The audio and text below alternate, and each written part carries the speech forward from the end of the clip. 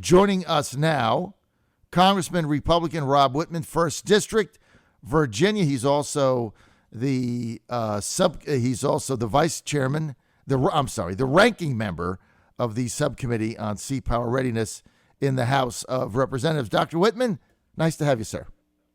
Good morning, John. Great to be with you. So it's Friday, and you look at your situation right now. The Democrats apparently say they're going to be forwarding some kind of immigration reform package, which is not going to include a wall or any kind of border security or asylum changes, or it's not going to stop any of the nonsense we have. The way I understand it, all it is going to be an amnesty bill for the people that are here. How do you read it? Same way? John, it is not close to what we need to do to address the issues that are happening at the border right now. If there's a crisis there by any measure, you saw 1,300 folks escape yesterday that are being held on the southern side of the border there in Mexico, and of course they've recovered some of them, but some of them they just don't know where they are, which is unsettling, especially when you're trying to maintain homeland security. You're trying to make sure we have an orderly way for people to come into this country. I don't care where you are philosophically. There should be and has to be an orderly way for people to immigrate into the country, an orderly way for people to pursue asylum. We have to do that in a clear, rational, and thoughtful way. And what's happening right now is just not that.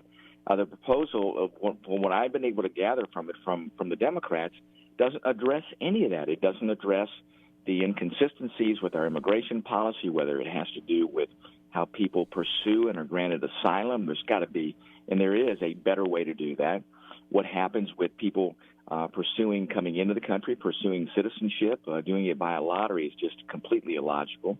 Also, chain migration. How do you put some thoughtfulness and order as to the idea that families can come into the country? The thought is that, with the unlimited extent that's allowed right now, it just doesn't make sense, and it's not the way to go about doing it. If all you're going to do is address the tangential issues that are there today, you do not get at the issues that I think the American people want us to correct, and that is a system that's broken, a system that's chaotic, a system that is in crisis, a system that exposes people to the worst risks possible and having to travel thousands of miles to come here. Anybody that looks at this says we can do much, much better, and we must do better. Congressman, there's no appetite in the Democratic House to really fix this problem. I mean, let's just be candid, right? The problems of chain migration, of these migrant caravans, of abusing the asylum system, of catch and release, of putting up some kind of a barrier so they wait in Mexico before they come here. I mean, the Democrats have no appetite for this. So when you talk, I was going to ask this question, sir, because you talk to your colleagues on the other side of the aisle. When you have a rational discussion with somebody over a tuna fish sandwich, I mean, do they actually believe that simply allowing an unfettered, unabated flow of illegals into the country at 2 million, 3 million annually is a good thing? Do they actually see that as like the future of America, if there even is one? Like, how do they respond when you actually have a conversation with them?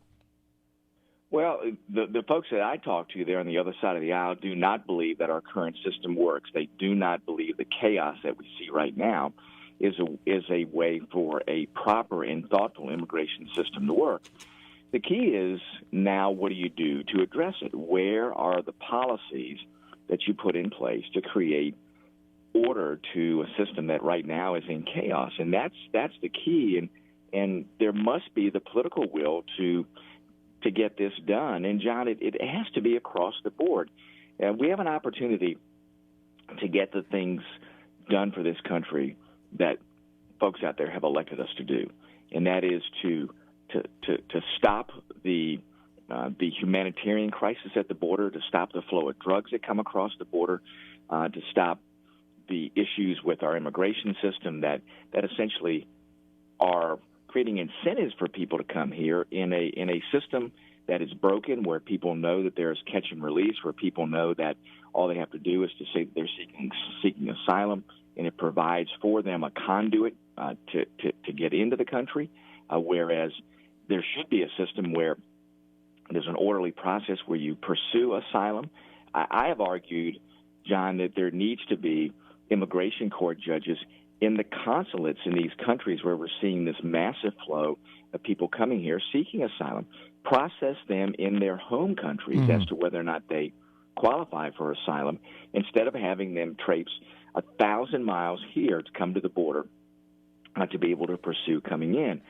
The reason they do that is because they have been advised to do that, because when they get to the border and they're come across a Border Patrol agent, they know that the policy is catch and release. So those are things that actually exacerbate the problem. If you were to say there is no catch and release, but listen, we want to make sure there's a thoughtful, reasonable, and orderly way for people that have a true asylum claim to have that claim heard and adjudicated, is to do that in the consulates or embassies in these countries where these individuals are coming from. And that way you don't have this mass number of people coming to the border, and you don't subject them to the dangers that they are exposed to coming up to Mexico. And then have the proper number of immigration court judges right there at the border. So as you said, that we can hold them at the border in a humanitarian way. We must do that.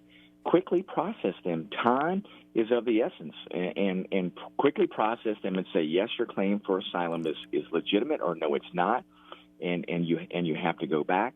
That's the only way that you're going to send a message to folks coming here that don't make the trip if you do not comply with these basic elements of what you need to seek an asylum claim, or do that in your home country rather than making that track here to the United States. I just think that there are so many ways that folks on both sides of the aisle can agree upon and get that done. That it's time to make that happen.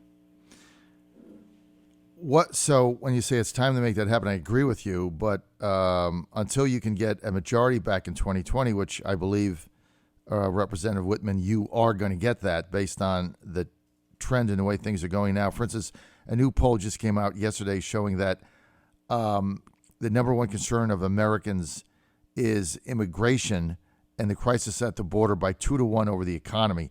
This is the third poll that's done this in the last week.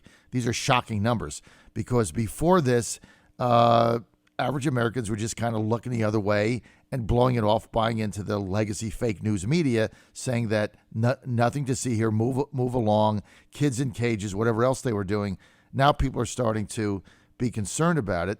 But I don't see how you're going to get anything done on a legislative basis without a majority. So my real question is, given a majority in 2020, and let's say you get it and the president gets reelected, you had that in 2017 and you didn't do anything with it as far as immigration reform. You did nothing, no wall, nothing. What if you get it back again in 2021, is it going to be different? Well, I hope, John, that we will have learned the lessons of the past, and shame on Republicans for not getting this done when we had an opportunity. We had what I thought was a very good bill going forward. Now, yes, the Senate's effort didn't align with that, but it didn't mean that the House should not have passed a bill to get that done. There were two versions of Bob Goodlatte's bill. His first version, termed Goodlatte 1, was the bill that I thought, really got at these issues. Goodlatte 1 got the most votes, and with a little bit of extra work by the leadership, I think could have gotten 218 votes. It got 195 votes. Goodlatte 2 got somewhere in the 160s. So, with a little bit of extra effort, we could have gotten that through and at least had the ability to use the House bill to go to conference with the Democrats to find something that was meaningful to address this issue. Unfortunately, Republicans did not. I'm not sure that there was a will within the leadership to actually put the effort in to try to get a bill passed, and then here we are with this immigration issue continuing. My hope would be is that when we regain the majority, is that lessons learned would tell us that here are the basic elements of bill that need to be done. The framework has already been set in what was done, as you said, in the 115th Congress, but the American people look at us and say, This is a significant issue. It's gone on far too long. John, this has been an issue that has been before us for the last 30 years. It just didn't occur yesterday. We've seen this. The solutions are straightforward in how we need to address this. Let's get it done. Well, that's talk is cheap. I think a lot of us are frustrated that, but look, shoulda, woulda, coulda. Everybody wants to go back to 2017 and 2018. And this should have been done, like you said. I mean, there just was no leadership there. I was not a fan of Paul Ryan. You don't have to comment on it, but I never thought he believed in any of the America First policies. And so you just didn't get it done. Hopefully, if you get the majority back, and I think you will, 2021, it's going to be different. I've got to ask you this question. Ocasio-Cortez, Representative Ocasio-Cortez, AOC, and others on the presidential campaign, stunningly, I just can't believe this, are actually forwarding an advocacy plan to give prisoners who are serving their terms behind bars the ability to vote in an election. Now, they're in jail. They have no freedom. Like, they can't go out and get a beer, and they can't go get a soda, and they can't go put on cable news at 10 o'clock or ESPN. They're in jail, right? So until they're out, they don't have any freedoms. I mean, so essentially, somebody that is in jail, in prison, federal prison, for committing a terrorist act against innocent people or the government could be given the right to vote in a federal election. How does this even a rational debate we're having? Well, John, it escapes me as to how you believe that somebody that has committed crimes and are currently being incarcerated somehow need to continue to have the right to vote. It is a right, and it is a penalty that they are being sentenced with, that they are required to serve. And it doesn't make sense to me to somehow say, well, listen, while you're in jail, serving your debt to society, somehow that the privilege of voting is a privilege that will continue. That to me is just something that doesn't make sense. And I think most people out there look at that and say, that is something that, as you're paying your debt to society. Now, listen, when you get out, you can apply to have your voting rights restored, and if you're of good behavior, we see where many people have done that. But currently in jail, serving your sentence, serving the penalty placed upon you under the court system, to somehow believe that all of your other rights and privileges that have been suspended through being incarcerated, somehow that this one is the one that needs to continue is just mindless to me. I think most people look at it and go, you're in the process of paying your debt to society. One of those penalties imposed upon you is not having the right to vote until you have re-earned that right to vote. In other words, you get out and you're of good behavior and you've done things correctly and you have earned that right, it should be restored, but not while you are currently serving the penalty imposed upon you under our system of justice. It is just not fair. It's just not the thoughtful way to go about things.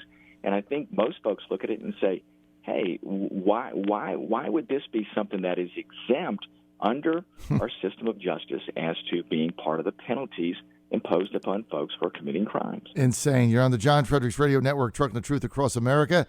We are with Congressman Dr. Rob Wittman, Republican, 1st District of Virginia. That's the Northern Neck area through Central Virginia. Dr. Wittman, let's get to the president being rebuked on Yemen and the president vetoing the initiative that we have to get out of the Yemeni conflict, another ongoing thing that we're involved in. Where do we go from here with the continual support that we're giving the Saudis and the UAE when Congress has said, look, we need to get out of this thing? What are the next steps, sir?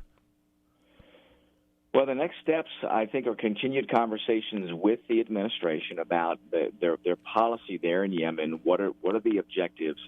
Listen, we understand what's happening there with the Houthis. We understand what's happening with Iranian influence there. But the key is, John, is how do we address that particular issue?